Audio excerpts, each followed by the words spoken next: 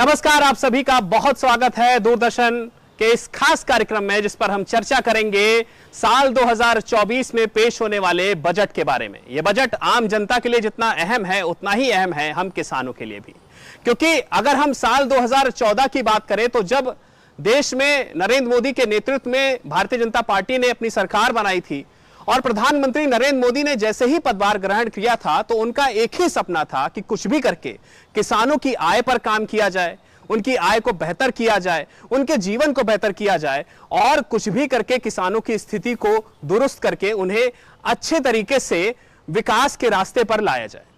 और लगातार उसको लेकर के काम भी किया गया। कई सारी योजनाएं सरकार की तरफ से शुरू की गई जिसने जमीन पर काम किया और किसानों को लाभ पहुंचाया।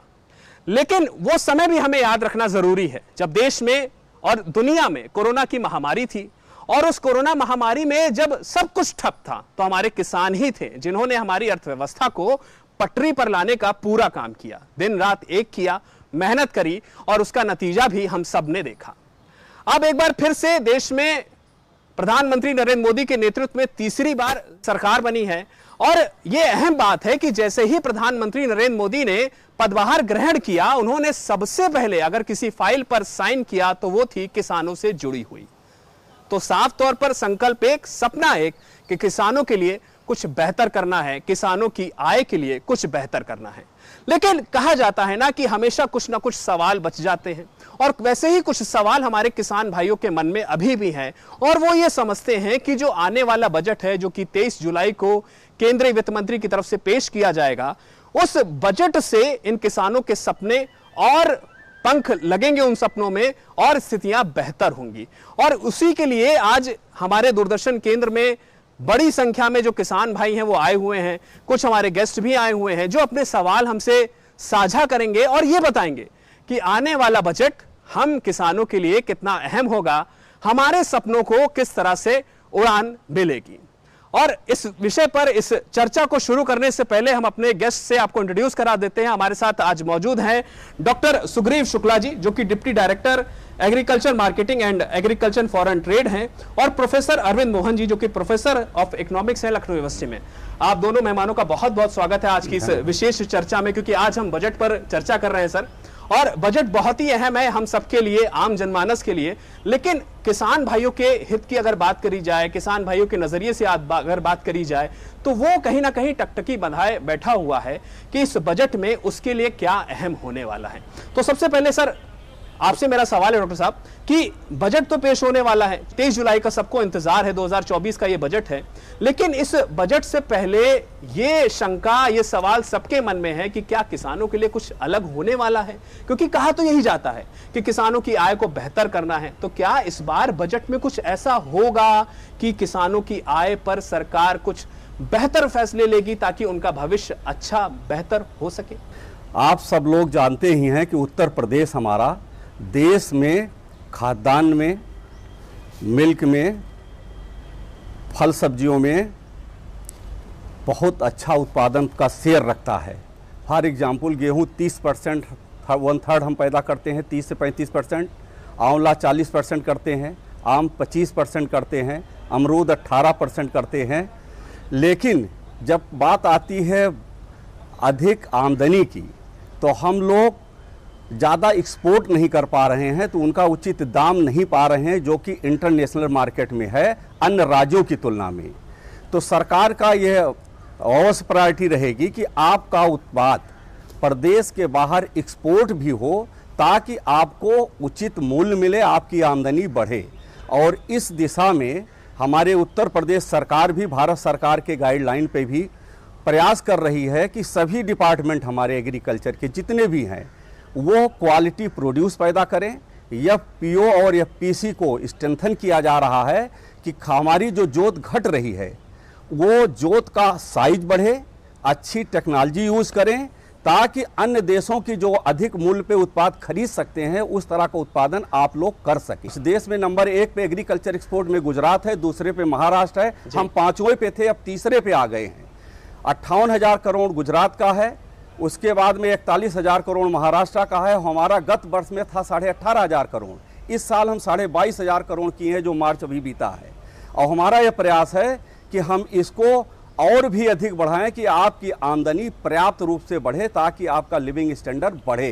और निर्यात में जो मुख्य समस्याएं आती है, जो मुझे लग रहा है कि ट्रांसपोर्ट सब्सिडी को सरकार, हमारी उत्तर प्रदेश सरकार इसकी लिमिट बढ़ा रही है, रेट बढ़ा रही है, बजट प्राविधान बढ़ा रही है, साथ साथ निर्यात के लिए जो भी आपको विदेश में सैंपल भेजने के लिए जो चार्जेस आते हैं, एनालिसिस का शुल्क, वो 50% आपको अनुदान दे रही है। सर्टिफिकेशन के लिए अनुदान दे रही, जो अभी तक प्राविधान नहीं था।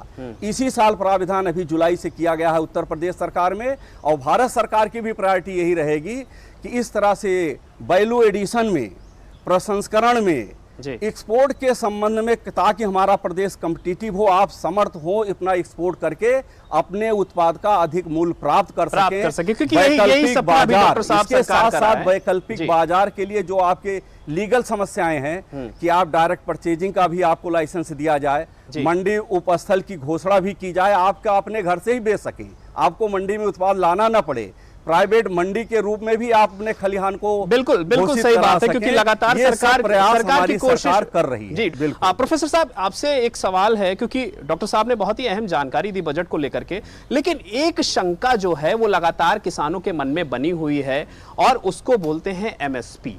तो एमएसपी को लेकर के भी क्या कुछ बड़ा कदम उठाया जा सकता है? उसी में एक सवाल ये भी जुड़ा हुआ है कि एमएसपी में कुछ और फसलों को भी जोड़ने की बात किसानों की तरफ से की गई है। तो ये एमएसपी जो बला है वो काफी समस्याएं पैदा करती रही है, लेकिन अगर देखा जाए तो बहुत जरूरी है हम किसानों के लिए, क्योंकि अगर एमएसपी सही तरीके से होगी तभी हमारी आय भी बेहतर हो सकती है, जिसका सपना सरकार ने देखा हुआ है। एमएसपी को लेकर के क्या कुछ बड़ा बदलाव, कोई बड़ा फैसला हो सकता है, लिया जा सकता है? देखिए, एमएसपी पर ज़रूर कोई फैसला आएगा। मुझे उम्मीद है कि शायद बजट में आप कुछ मेजर चेंजेस देखेंगे, और अगर बजट में नहीं आएगा तो उसके तुरंत बाद आप आते हुए देखेंगे। मेरी उम्मीद यह है कि बजट में आएगा। कुछ ऐसी चीज़ें हैं जिसको हम आसानी से हासिल कर सकते हैं। मिसाल के तौर पर सालाना तौर पर हर वर्ष हिंदुस्तान में लगभग 2.5 लाख करोड़ से 3 लाख करोड़ का खाद्यान्न सड़ जाता है। इसमें लगभग सिर्फ उत्तर प्रदेश में लगभग 60,000 करोड़ रुपए का खाद्यान्न सड़ता है। ये क्यों सड़ता है? क्योंकि आपके पास लॉजिस्टिक्स लाइंस नहीं है, आपके पास स्टोरेज की व्यवस्था नहीं है, कोल्ड स्टोरेज उचित मात्रा में नहीं है, और आपके पास कोल्ड चेन नहीं है। इसका परिणाम ये होता है कि आपका जो खाद्यान्न है ये बाजार तक, मंडी तक, बड़े देश के बड़े बाजारों तक और दुनिया के बड़े बाजारों तक नहीं पहुंच पाता। अभी हमारे साथी कह रहे थे कि एक्सपोर्ट होना है, लेकिन जब तक आप ये 3 चीज़ों को प्लग नहीं करेंगे हम एक्सपोर्ट नहीं कर पाएंगे। किसान के लिए अक्सर हमें सुनाई पड़ता है, टेलीविज़न पर इत्यादि में दिखाई पड़ता है कि खड़ी फसल किसानों को जलानी पड़ रही, कभी प्याज की, कभी आलू की, कभी गन्ने की। वो इसलिए जलानी पड़ रही है क्योंकि हम एक तो मार्केट तक नहीं ले जा पा रहे, जिसकी वजह से वैल्यू एडिशन नहीं हो रहा, और दूसरा हम किसान के लिए एक मिनिमम बेस नहीं क्रिएट करें। जो सवाल आपने पूछा एमएसपी का, एमएसपी का उद्देश्य यही है कि किसान को एक क्रिटिकल मिनिमम, कम से कम जो उसकी लागत लगी है उतना उसको हासिल हो जाए। तो मुझे लगता है कि हमें एक लार्जर प्लान पर काम करना पड़ेगा, ताकि एक जब तक ये होलिस्टिक इंटरवेंशन हम नहीं लेकर के चलेंगे तो सिर्फ एमएसपी भी सफल नहीं होने वाला है। किसान को देश के बाजारों से और दुनिया के बाजारों से जोड़ दीजिए। जिस दिन हम कर देंगे, जिस दिन उसको बाजार मिल रहा होगा, बैंक से लेकर के खाद वाले सब लाइन लगा के आएंगे कि भैया हमसे ले लो, हमसे खरीद लो। आवश्यकता है दुनिया के बाजारों से जोड़ने की, देश के बड़े बाजारों से जोड़ने के लिए, और उसके लिए जो लॉजिस्टिक्स लाइंस इत्यादि की जो मैंने चर्चा की, ये मूल है, इस पर फोकस करना पड़ेगा। ठीक है सर, बहुत ही अहम आपने बात बताई एमएसपी को लेकर के, लेकिन अभी भी जो सवाल एक ये बन रहा है, क्योंकि किसानों से हमारी बात जो हुई थी, उनको कहीं ना कहीं उम्मीदें सरकार से हमेशा से रही, इस बार के बजट से भी हैं।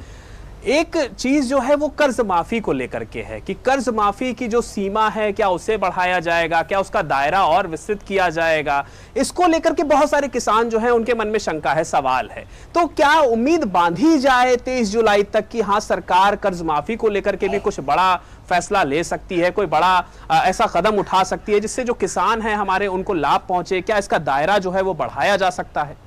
पिछले 50 साल से कृषि एक प्रोडक्टिव व्यवसाय नहीं रह गया, सही मायनों में कृषि व्यवसाय ही नहीं रह गया। ये सिर्फ एक वे ऑफ लाइफ है, क्योंकि हमारी पीढ़ियों से हम करते चले आए, इसीलिए हम कर रहे हैं। ज्यादातर किसान आज नहीं चाहते कि उनका बच्चा कृषि करे। कारण क्या है कि कृषि प्रॉफिटेबल नहीं रह गया। तो मेरा अपना निजी मत है कि कर्ज माफी समाधान नहीं है।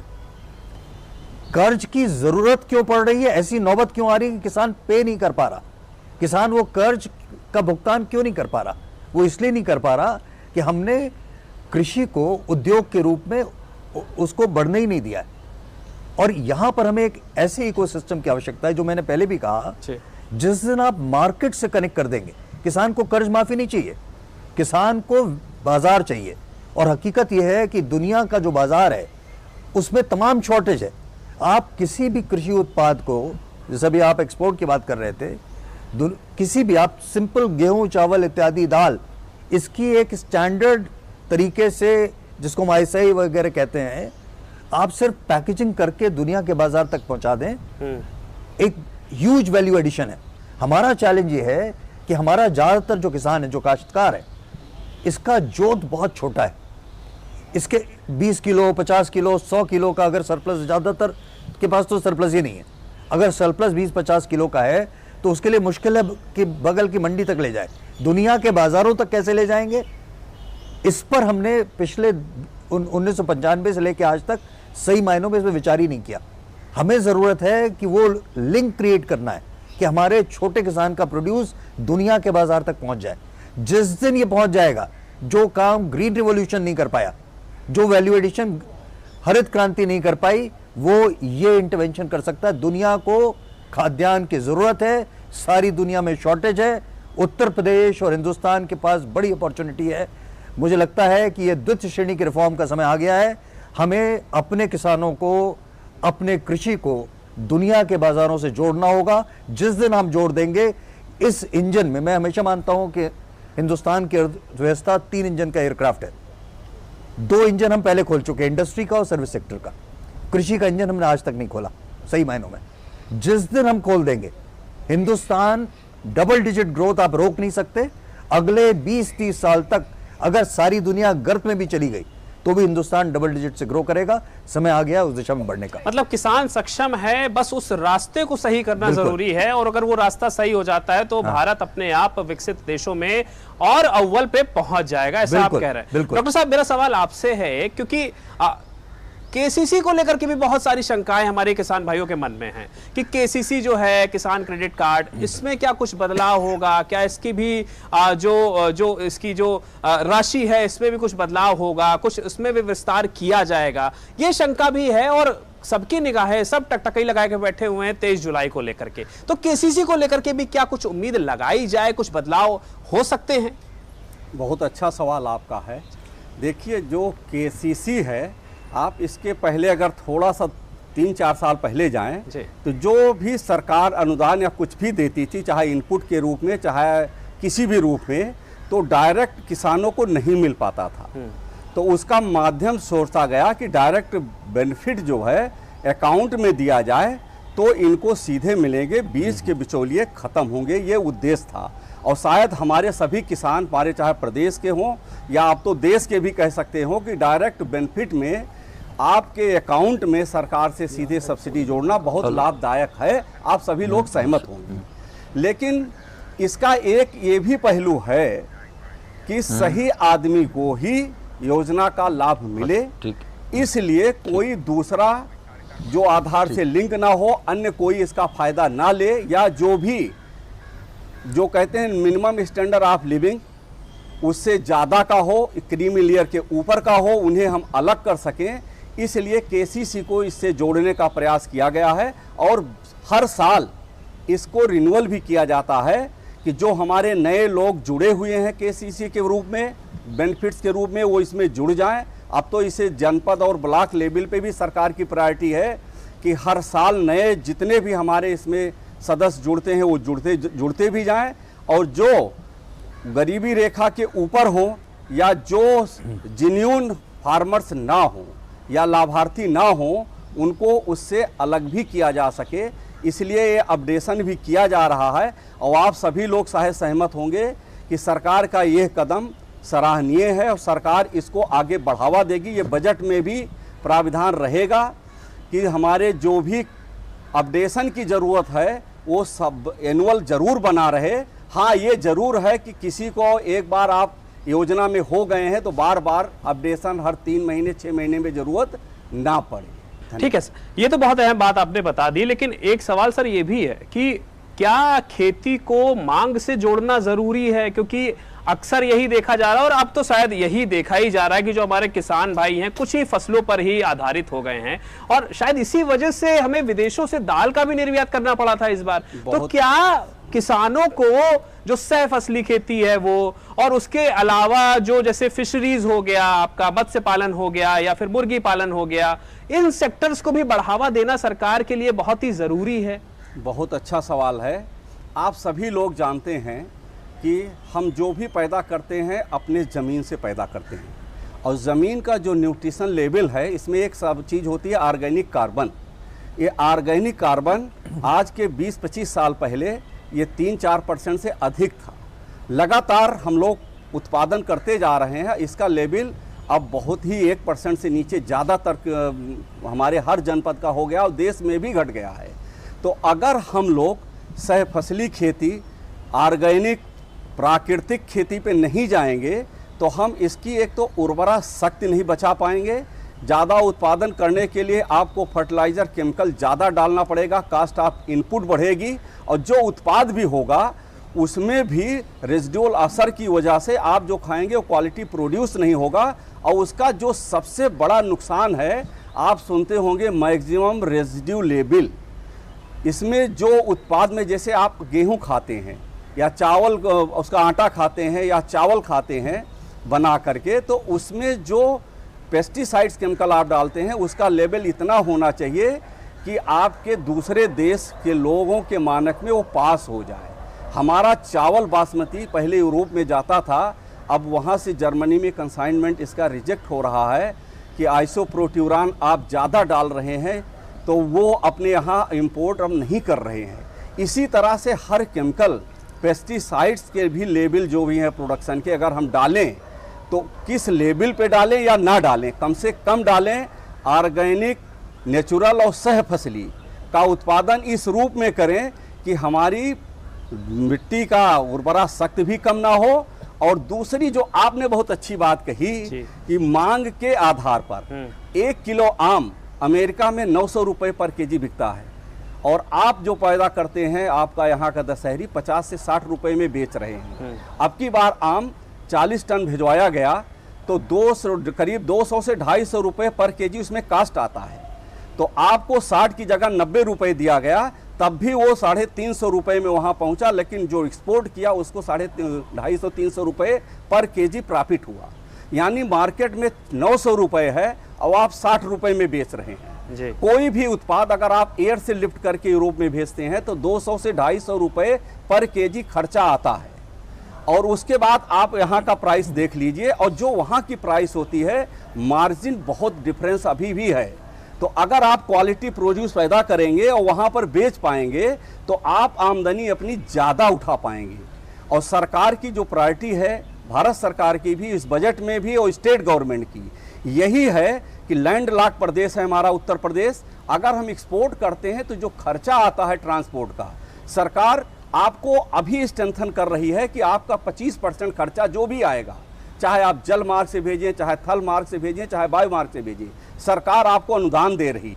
तो आपको इसी धीरे धीरे सक्सेस स्टोरी आपको रास्ते दिखाए जा रहे हैं। धीरे धीरे सभी किसानों की सक्सेस स्टोरी बनती जाएगी, और अगर उन्हें सरकार का सहयोग मिल गया तो जाहिर सी बात है वो कब आसमान पर पहुंच जाएंगे, कब फलक पर पहुंच जाएंगे, भी बहुत अहम होगा। तो दूरदर्शन का ये खास कार्यक्रम जिस पर हम बजट पर चर्चा कर रहे हैं, जिस पर हम चर्चा कर रहे हैं कि इस आने वाले 23 जुलाई के बजट में किसानों के लिए क्या अहम होगा, जिस पर हम ये जानने की कोशिश कर रहे हैं कि कैसे जो हमारे किसान भाई हैं उनका भविष्य उज्जवल होगा, उनकी आय बेहतर हो सकेगी। और लगातार हमारे जो गेस्ट थे वो जानकारियां दे रहे हैं, बहुत ही अहम बातें उन्होंने बताई। लेकिन अब हम चलेंगे हमारे अन्नदाताओं के बीच में, हम अपने किसान भाइयों के बीच में चलेंगे और उनके सवाल, उनकी शंकाओं को भी जानेंगे कि आखिर उनकी समस्या, उनके सवाल क्या हैं। क्या उम्मीद है इस बार आपको सरकार से, सरकार के आने वाले इस बजट से? क्या आपको अपेक्षा है कि सरकार कुछ बेहतर कदम उठा सकती है? क्या आपने सोचा हुआ, क्या दिमाग में चल रहा है?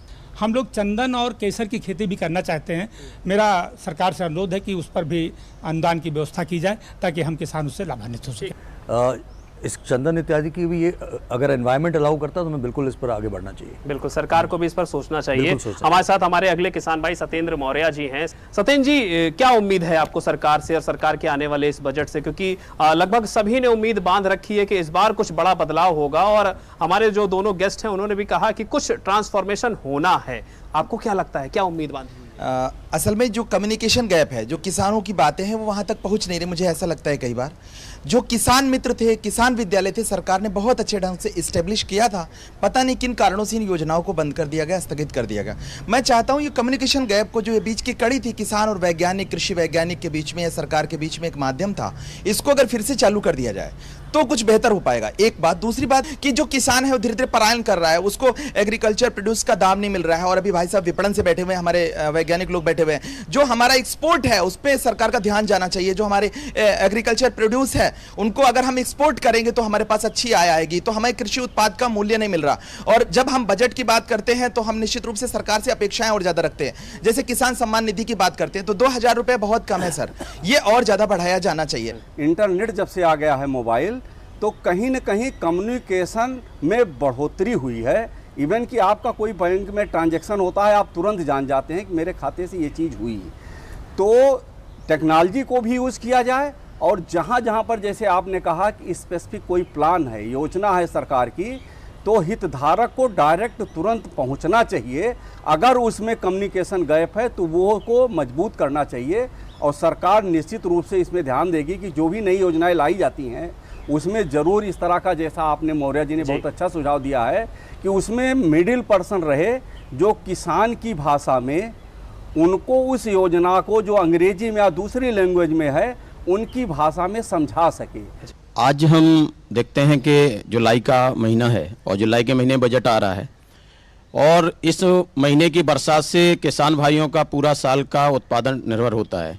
लेकिन जो समस्याएं आ रही हैं वो सबसे बड़ी ये है कि जो जायद की फसलें हैं वो पककर भी जुलाई में आती हैं, तो जब बरसात होती है तो उस समय मूंगफली है या दलहन की फसल है या मक्के की फसल है, तो किसान भाई की 20 से 70% तक किसान भाई की भीग के खराब हो जाती है। तो हमारा सरकार से एक सुझाव ये है कि 3 चीज़ों पर वो अच्छा सा सब्सिडी दे दें। एक तो एक ड्रायर, दूसरा भंडारण, और तीसरा कोल्ड रूम। इससे सब्जी उत्पादन का जो खराब हो रहा उनका बच जाएगा। साथ ही जो इस तरीके से वो किसान भाइयों को पराली प्रबंधन पर 80% सब्सिडी दे रहे हैं, इसी तरीके से इस पर भी 80% सब्सिडी दे दिया जाए तो किसान भाइयों को बहुत अच्छा खासा उत्पादन बच सकता है। रूरल गोडाउन योजना लागू है भंडारण के लिए, और इसके साथ साथ हर विभाग के, जो उद्यान विभाग है और खाद्य प्रसंस्करण विभाग है, वहाँ पर ऑलरेडी चाहे आप छोटे लेवल पे, फार्म लेवल पर भी कोल्ड स्टोरेज, चाहे प्याज के या किसी भी उत्पाद के, केला के अगर आप बनाते हैं तो उस पर भी 30 से 50% अनुदान आज भी है उद्यान विभाग की योजनाओं में। तो आप पहले उसका फ़ायदा उठाओ। हमारा यही आप सबसे अनुरोध है कि जो योजनाएं वर्तमान में चल रही हैं, आपको आधी से ज़्यादा योजनाएं आप नहीं जान रहे हैं। अगर आपको लगता है कि इस चीज़ के लिए योजना में प्राविधान नहीं है, तो आप अपने 8-10 किसान और इलाके से रिकमेंडेशन भेजिए, वो अगली योजना में, अगले साल के बजट में आ जाएगा हमारे प्रदेश सरकार की। देखिए, मैं बाराबंकी से हूँ और मैं फूड प्रोसेसिंग का काम करती हूँ। मेरा पिकल्स का बिजनेस भी है, मैं कर रही हूँ। और मैं ये चाहती हूँ कि जो हमारे किसान भाइयों का बहुत सा माल, फसल या हमारे फल सब्जियाँ उत्पादन ख़राब हो जाता है, तो उनको एक डिहाइड्रेशन करके ये भी एक मार्केट बहुत हो रहा है। तो हम ये चाहते हैं कि इस पे भी सरकार ध्यान दे, और इस पे क्या विभाग के द्वारा कोई अनुदान वगैरह भी है कि इसका प्लांट लगाया जा सके। नहीं, मुझे लगता है ये अच्छा सुझाव है, क्योंकि जिस तरीके से खाद्यान्न, फल इत्यादि सड़ रहे हैं, अगर हम उसको बचाने के लिए इस तरीके का इंटरवेंशन कर सकें तो उसका स्वागत है।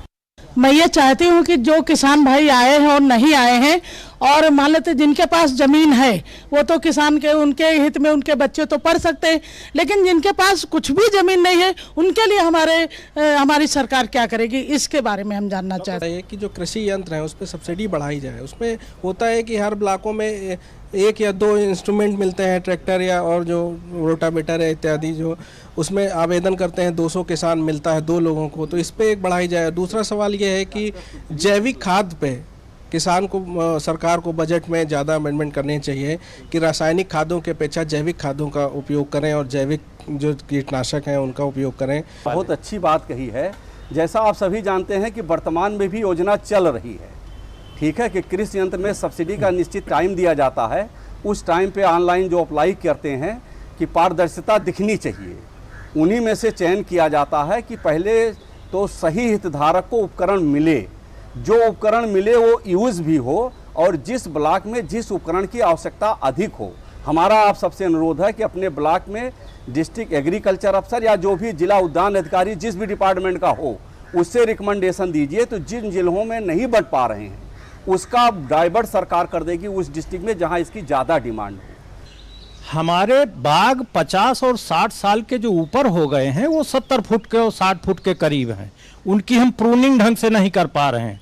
कौन उसमें उतनी ऊंचाई पर काटने जाएगा? हमें हाईएस्ट इंस्ट्रूमेंट चाहिए जो 40,000 हेक्टेयर की भूमि जो जीआई टैग दशहरी के रूप में जानी जाती है 3 ब्लॉकों में, उसमें ये बहुत बड़ी समस्या है जो सघनता है, इसलिए हम क्वालिटी नहीं दे पा रहे हैं। बजट में हमारा प्रावधान किया जाए प्रूनिंग की मशीनें जो कि हाई टेक्नोलॉजी से हमारे विदेशों से आ सकती हैं वो मुहैया करा जाए। नेचुरल फार्मिंग जो प्राकृतिक कृषि की बात भी डॉक्टर साहब ने अभी कही, उसमें ज़्यादातर जो मैं समझ पा रहा हूँ कि किसानों को छोटे यंत्रों की बहुत आवश्यकता होती है, जो कि चाहे उद्यान विभाग हो या कृषि विभाग हो, उसमें बड़े यंत्रों पर सब्सिडी और सब कुछ देती रहती है सरकार, चाहे वो ट्रैक्टर हो या रोटावेटर हो, बड़े बड़े यंत्रों पर। अगर छोटे यंत्रों पर, क्योंकि नेचुरल फार्मिंग मल्टीलेयर मॉडल होता है, सह फसली होता है, तो उनमें छोटे यंत्र ही चल पाते हैं। छोटे यंत्र हम लोगों को सब्सिडी पे नहीं मिल पा रहे हैं। अगर उनको भी अगर आगे उसमें लागू किया जाए तो उसका भी लाभ किसानों को मिलेगा, जिससे प्राकृतिक कृषि भी सफल होगी। देखिए, प्राकृतिक खेती की बात आपने की तो मैं धन्यवाद देता हूं डॉक्टर साहब को, क्योंकि बहुत से वैज्ञानिक अभी भी असमंजस में हैं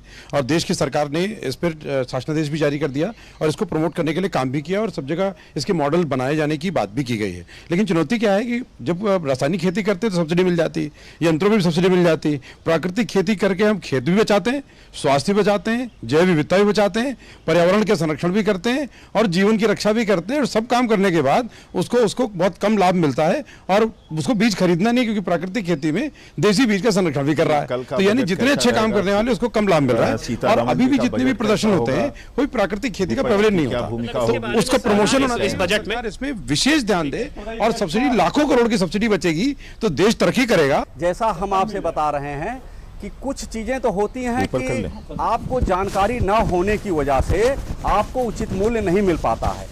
अर्थात जो ऑर्गेनिक के सर्टिफिकेशन हैं उनके अथराइज यूजर बन जाइए और आपकी ब्रांडिंग हो। जैसे आज हम लोग चर्चा करेंगे केवल ऑर्गेनिक नेचुरल ही जाता है। आप क्या होना चाहिए, जुड़ पाएंगे जब कैसे आप देश अमृत काल में आगे बढ़ेगा और ऑर्गेनिक उत्पाद उस कंट्री से जुड़ पाएंगे। और जुड़ने के लिए जैसा हमने बताया कि नेचुरल ऑर्गेनिक के लिए जो भी कास्ट आती है सर्टिफिकेशन का, 1 जुलाई 2024 से हमारी सरकार ने नया बजट प्रावधान किया है कि इसका 50% खर्चा सरकार देगी अपने बजट से। आज हमने उसी पर चर्चा की। हमने चर्चा की कि कैसे इस बजट को बेहतर करा जा सकता है, या फिर हमारे किसान भाइयों ने जो चीजें बताई कि उनको किन किन चीजों की मांग है जिस पर सरकार विचार विमर्श करे। और हम धन्यवाद करेंगे हमारे गेस्ट का, जिन्होंने बहुत ही सुलझे तरीके से हर एक सवाल का जवाब दिया। उन्होंने सारे रास्ते बताए कि अगर आपको कोई समस्या हो रही तो आप उसका हल कहां से पा सकते हैं, कैसे पा सकते हैं। लेकिन बहुत अहम बात उन्होंने ये भी कही है कि आप एक कदम आगे बढ़ाइए, सरकार आपको रास्ता दिखाने के लिए खड़ी हुई है। हम बजट की अपनी इस चर्चा को यहीं पर खत्म करते हैं, क्योंकि आज हमने जिस विषय पर चर्चा की, अन्नदाताओं के विषय पर यह जानने की कोशिश की कि कैसे किसानों के बेहतरी के लिए सरकार इस बजट में क्या क्या कदम उठा सकती है। हम उम्मीद करेंगे कि आपको हमारा यह कार्यक्रम बहुत ही पसंद आएगा। आज के एक में इतना ही। हमें दीजिए अनुमति। नमस्कार।